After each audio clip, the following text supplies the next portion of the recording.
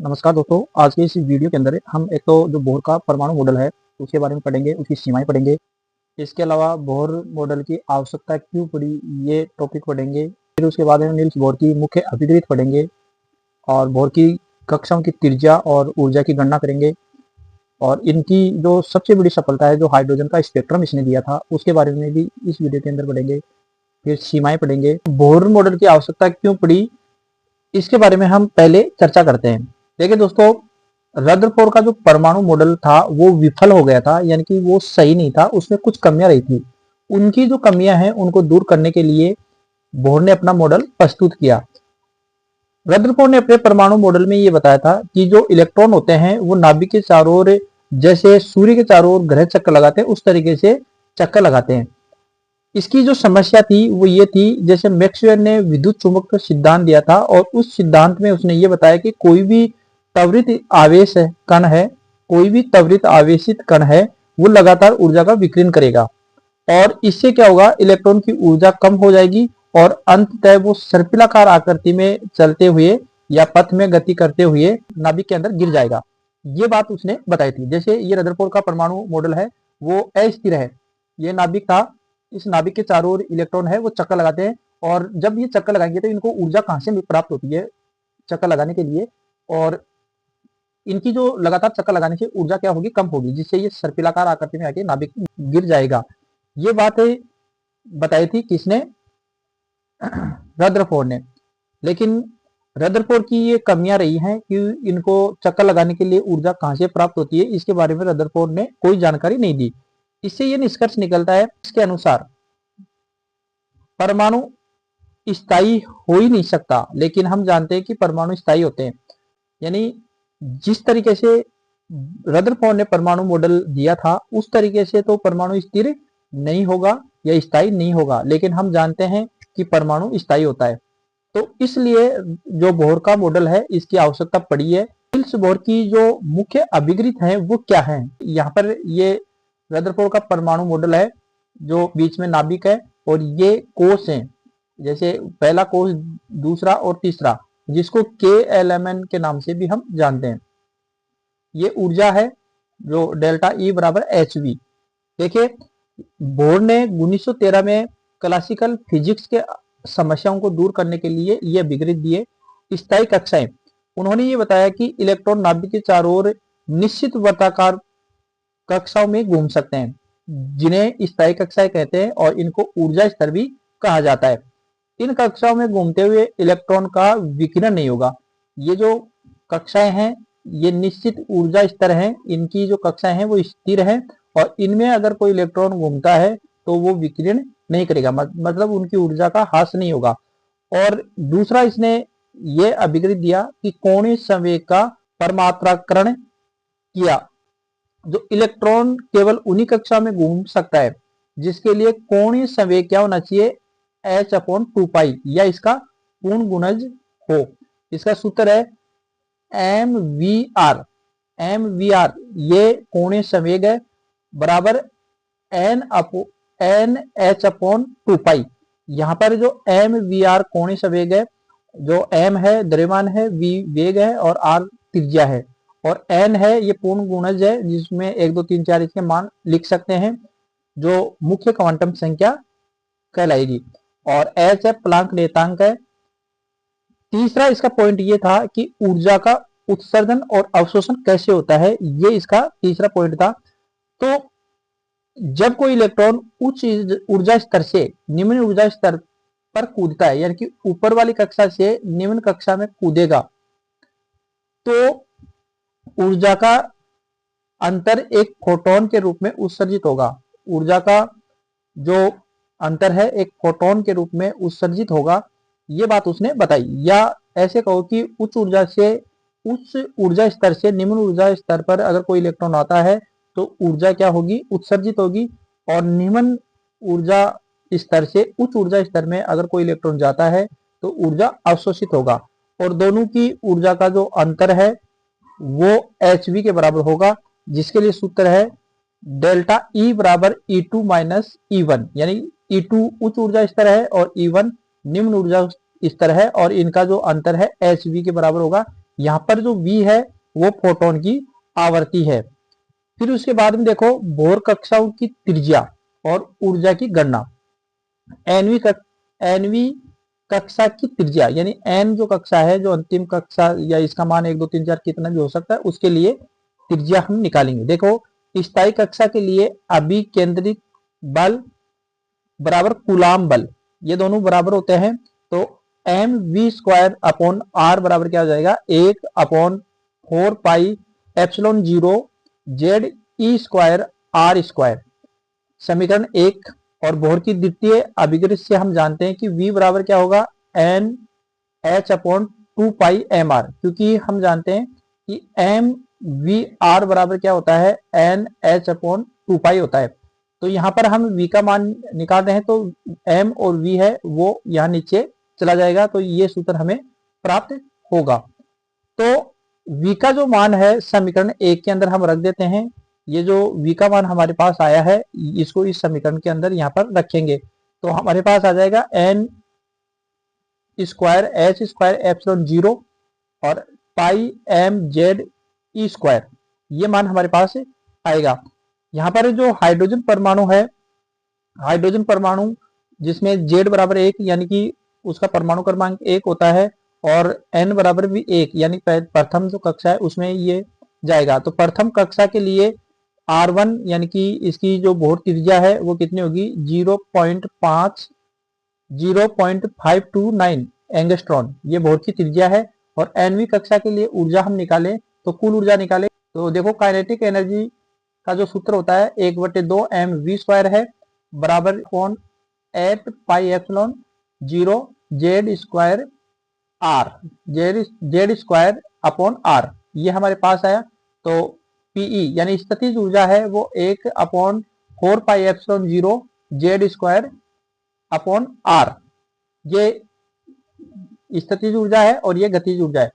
तो ई बराबर गतिज ऊर्जा प्लस स्थितिज ऊर्जा दोनों को हम जोड़ेंगे, तो हमारे पास आएगा 1 माइनस 1/8 पाई एप्सिलॉन 0 और Z E square upon R.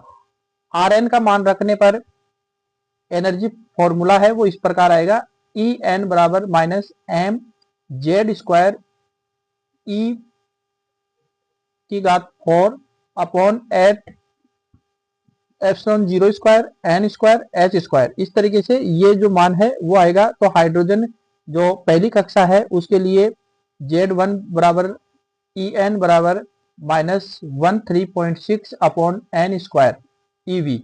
ये जो हाइड्रोजन की जो ऊर्जा है वो इस तरीके से निकालेंगे। यहाँ पर जो एन है उसका मान हम लिख लेंगे कि कौन सी कक्षा के लिए हम निकाल रहे हैं।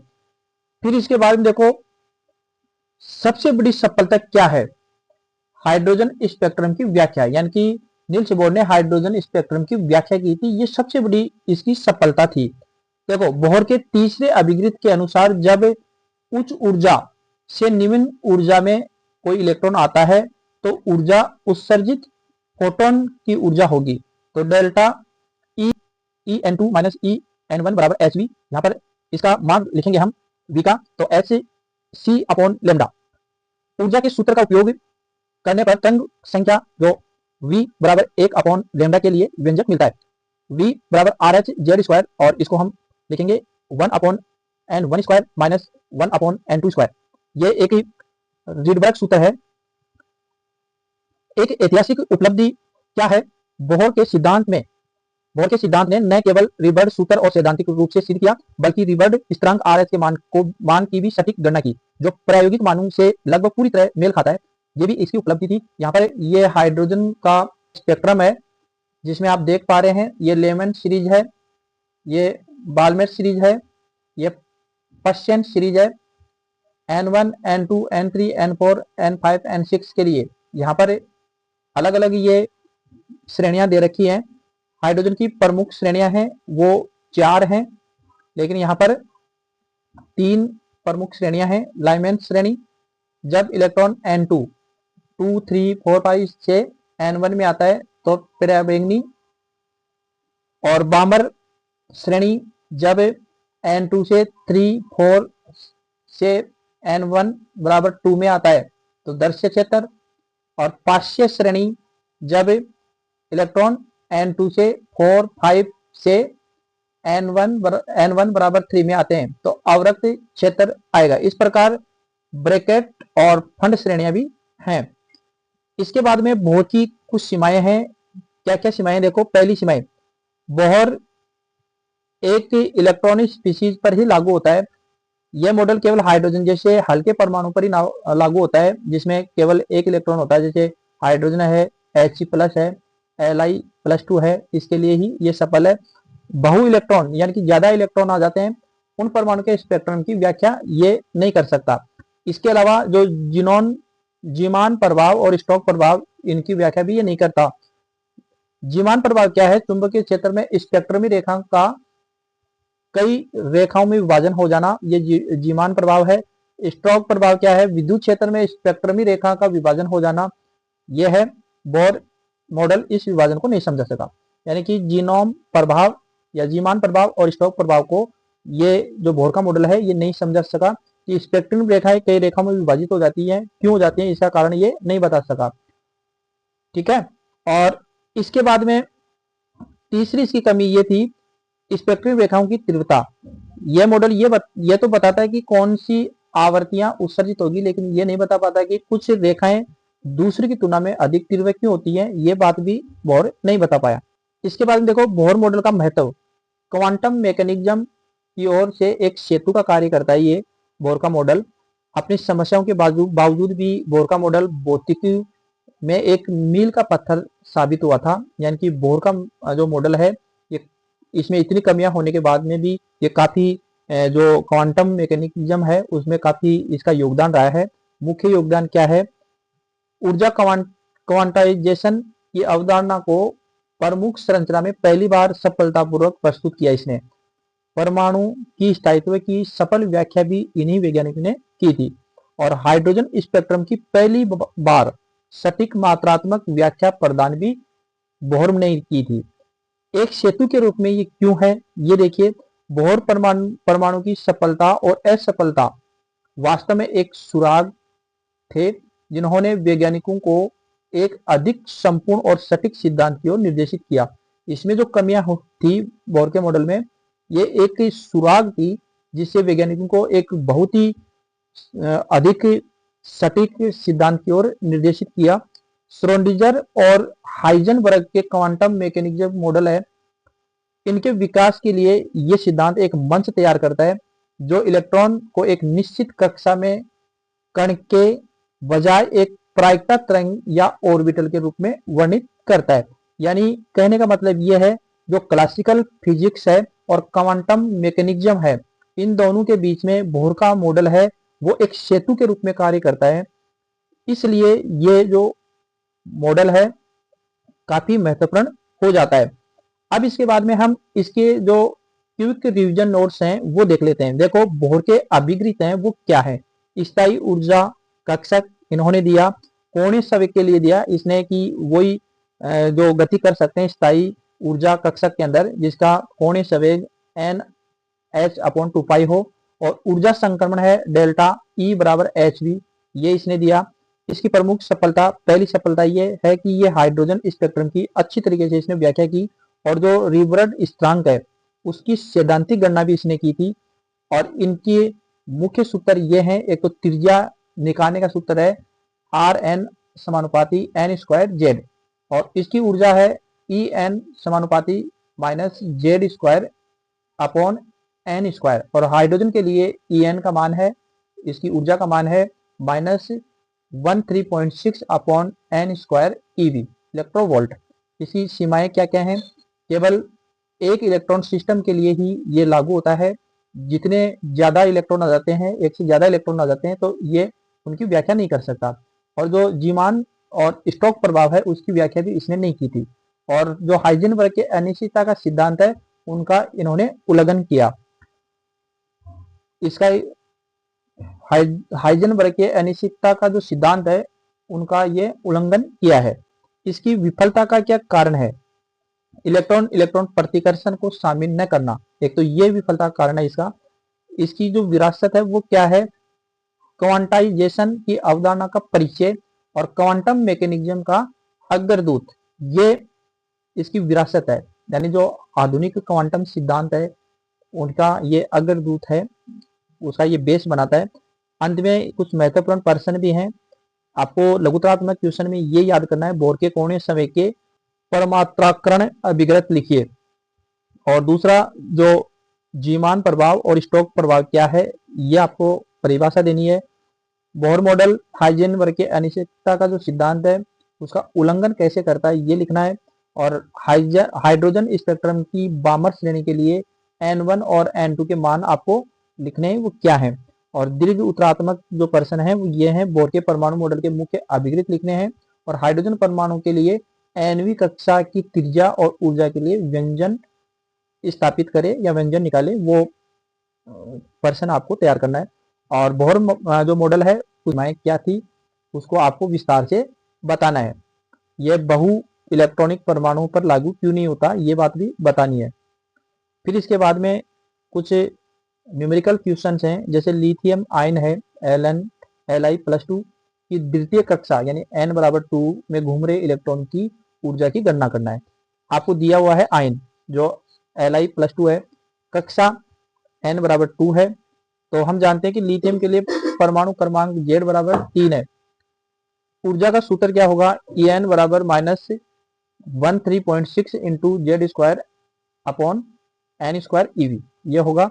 इसमें मान रख दीजिए, E2 का मान ये है, ठीक है, और ये मान रखेंगे, और ये हमारे पास E2 बराबर -13.6 इंटू 9/4 E2 बराबर ये आ गया हमारे पास।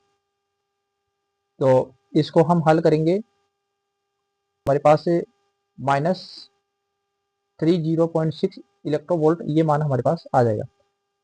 परीक्षा के लिए आपको कुछ सुझाव दे रहे हैं कि जो रेखा चित्र है ये महत्वपूर्ण है। हाइड्रोजन स्पेक्ट्रम और ऊर्जा स्तर संक्रमण के साफ और नामांकित चित्र जरूर बनाएं आप, इससे आपको पूरे अंक मिलेंगे। और जो व्युत्पत्ति है स्टेप बाय स्टेप, त्रिज्या और ऊर्जा की डेरिवेशन को स्टेप बाय स्टेप प्रैक्टिस करें, कोई भी स्टेप न छोड़ें, और अंतिम सूत्र को बॉक्स में बंद करें, जैसे यहाँ पर नोट्स में किया गया है उस तरीके से आपको बंद करना है।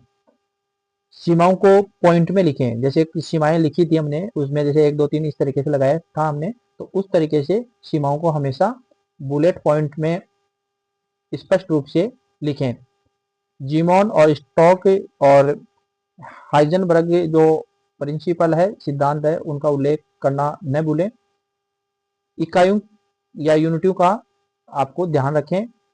न्यूमेरिकल सोल्व करते समय SI जो यूनिट है, जैसे ऊर्जा के लिए EV, तरंग दैर्ध्य के लिए nm या एंगस्ट्रॉन, इनका उपयोग जरूर करें। और अंतिम उत्तर में इकाई निश्चित रूप से आपको लिखनी है।